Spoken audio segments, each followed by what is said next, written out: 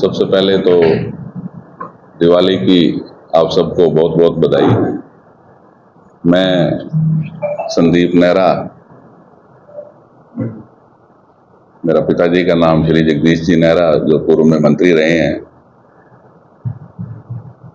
मैं इससे पहले नौकरी करता था।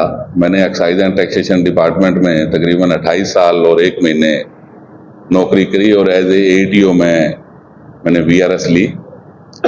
VRS मेरे को तब लेनी पड़ी, हमारे पिताजी और बड़े भाई सुरेंद्र थे, हम 2 ही भाई हैं, तो वो दोनों इस दुनिया में संसार से चले गए। तो उसके बाद में घर बार देखना और जो भी सामाजिक रिश्ते उनको निभाने के लिए मैंने राजनीति की तरफ मुंह किया।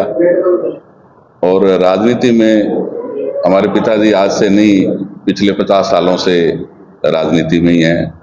वो 2 बार मंत्री भी रहे, रोड़ी से विधायक बने, फिर मंत्री बने। और मंत्री के दौरान जो उनके पास विभाग रहे, उन्होंने बहुत अच्छा काम किया है। वो आप लोगों को बखूबी इस एरिया में पता लग जाता है। रानिया क्षेत्र हमारे लिए कोई नया नहीं है। हमारा गांव, खेत सारे रानिया हलके में ही पड़ते हैं और तकरीबन 27-28 गांव या ढाणियाँ 30 कर लो, जो पहले रोड़ी हलके का ही हिस्सा थे।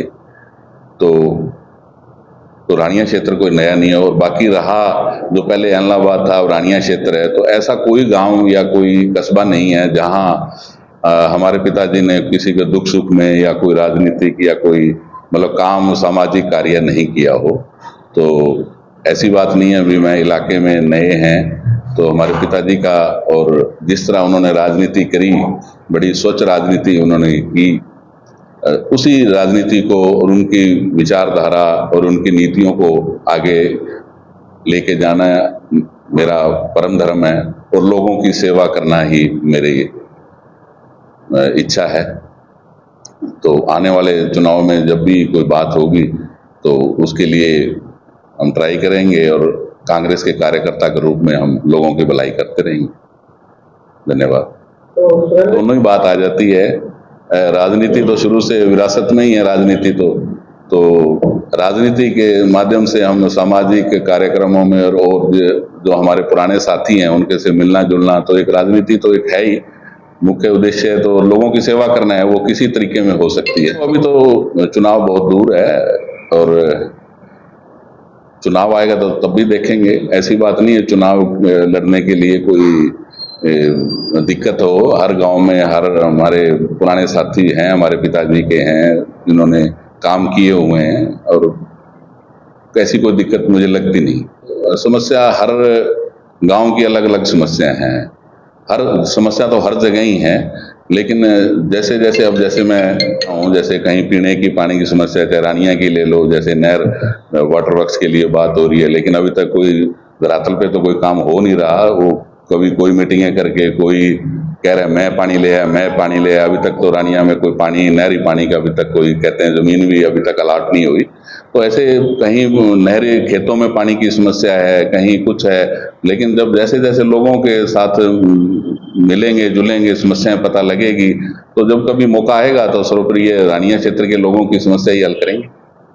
विधायक बने हैं, वो आज़ाद उम्मीदवार हैं, तो इस तरीके से कहीं ना कहीं आपस में सरकार के अंदर ही कुछ ना कुछ दिक्कत है, तभी लोगों के नशा है, नशे की सबसे बड़ी समस्या है। तो जब सरकार बनी थी कहा गया था भी नशा 1 महीने के अंदर ही खत्म कर देंगे। अब तो सरकार के बहुत दिन हो गए, नशा तो वैसे ही चल रहा है। वो तो सरकार ने देखना है, जो नुमाइंदा है उन्होंने देखना है। जड़ तो बेरोजगारी भी है, युवा जो है वो बेरोजगार घूम रहा है, तो वो सबसे आसानी तरीका तो नशा ही है। लेकिन सरकार को कहीं ना कहीं इसको लगाम लगानी चाहिए ना।